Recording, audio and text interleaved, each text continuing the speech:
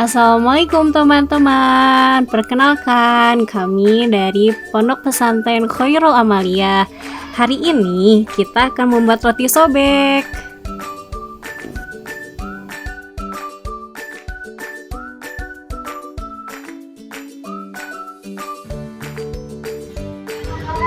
Pertama ada mentega, kedua ada garam, ketiga ada pewarna makanan, keempat ada fermentan atau ragi instan, kelima ada telur, keenam ada susu ultra, ketujuh ada es teh, kedelapan ada gula pasir, dan kesembilan ada tepung terigu protein tinggi.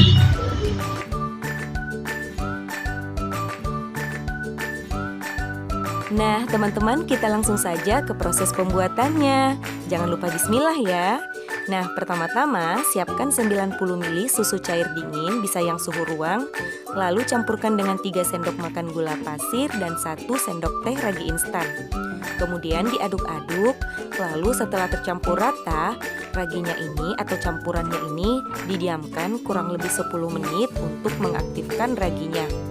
Kalau raginya masih berbusa, itu tandanya raginya masih bagus ya.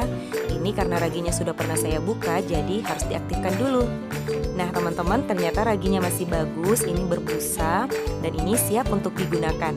Tapi sebelumnya saya akan menambahkan pewarna hijau pada cairan raginya. Ini kira-kira 1/4 sendok teh ya. Atau kalau teman-teman warnanya ingin lebih terang, bisa ditambahkan lagi. Nah setelah ini tercampur, disisihkan dulu. Lalu lanjut ke bahan berikutnya. Di sini saya sudah menyiapkan 25 sendok makan tepung terigu, tapi takarannya seperti ini ya, pakai sendok takar. Nah, setelah itu pindahkan ke wadah yang lebih besar dan tambahkan 1/4 sendok teh SP dan 1 butir telur dan cairan raginya. Di sini cairan raginya saya masukkan secara bertahap ya. Untuk tepung terigunya, di sini saya menggunakan tepung terigu protein tinggi. Nah teman-teman, ini diaduk-aduk sampai tercampur rata. Lalu masukkan lagi sisa cairan raginya dan aduk-aduk lagi hingga semua bahan tercampur. Jika sudah mulai sulit mengaduk dengan spatula, lanjutkan menguleni dengan tangan.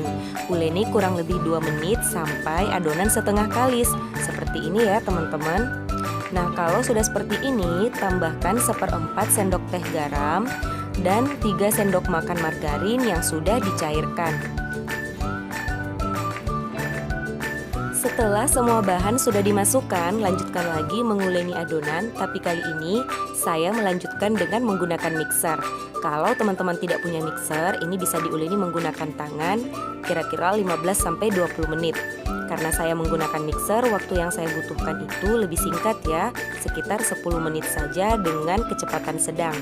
Nah teman-teman, ini sudah kalis, adonannya sudah membentuk lapisan tipis saat ditarik.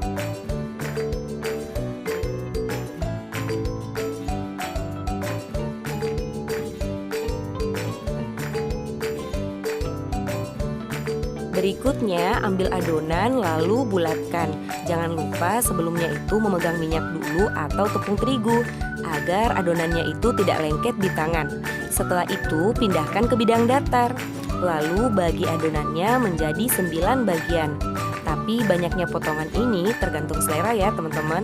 Kali ini saya akan membagi adonannya menjadi 9 bagian.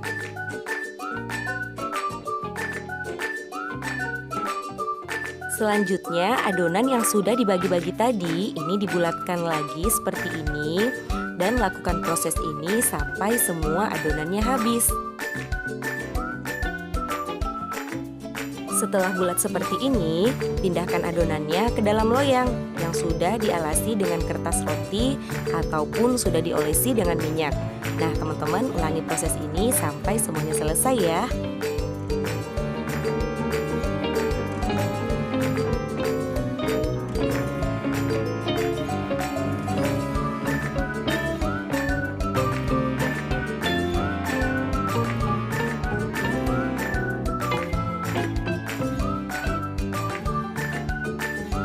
Setelah semua adonan sudah dibulatkan dan ditempatkan di dalam loyang seperti ini, sekarang ini ditutup dulu dengan plastik ataupun dengan kain bersih dan didiamkan lagi kurang lebih 30-40 menit atau sampai adonan rotinya ini mengembang 2 kali lipat. Nah teman-teman, ini setelah 40 menit adonannya sudah mengembang cantik seperti ini dan ini siap untuk dikukus. Tapi sebelumnya plastik yang menutupi ini dilepas dulu ya. Kemudian kukus rotinya 25-30 menit dengan api sedang.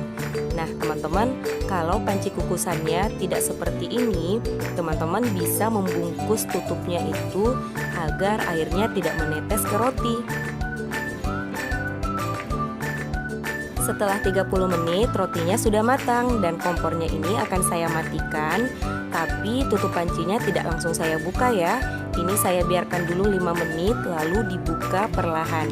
Baru setelah itu rotinya dikeluarkan dari dalam panci. Nah teman-teman, ini dia rotinya sudah jadi. Cantik banget kan? Rotinya juga mengembang sempurna dan kulitnya itu mulus. Nah teman-teman, sekarang rotinya ini mau saya cobain dulu dan kita lihat bagaimana tekstur bagian dalam rotinya. Nah teman-teman, ini kalau dari seratnya saja ini sudah kelihatan banget kalau rotinya ini sangat lembut dan empuk. Bagaimana teman-teman? Cara buatnya sangat mudah bukan? Dan tidak membutuhkan bahan yang banyak. Nah teman-teman, ini dia seratnya di bagian dalam. Ini kelihatan banget kalau sangat lembut. Nah teman-teman, selamat mencoba di rumah ya. Semoga resep kali ini bisa bermanfaat. Terima kasih.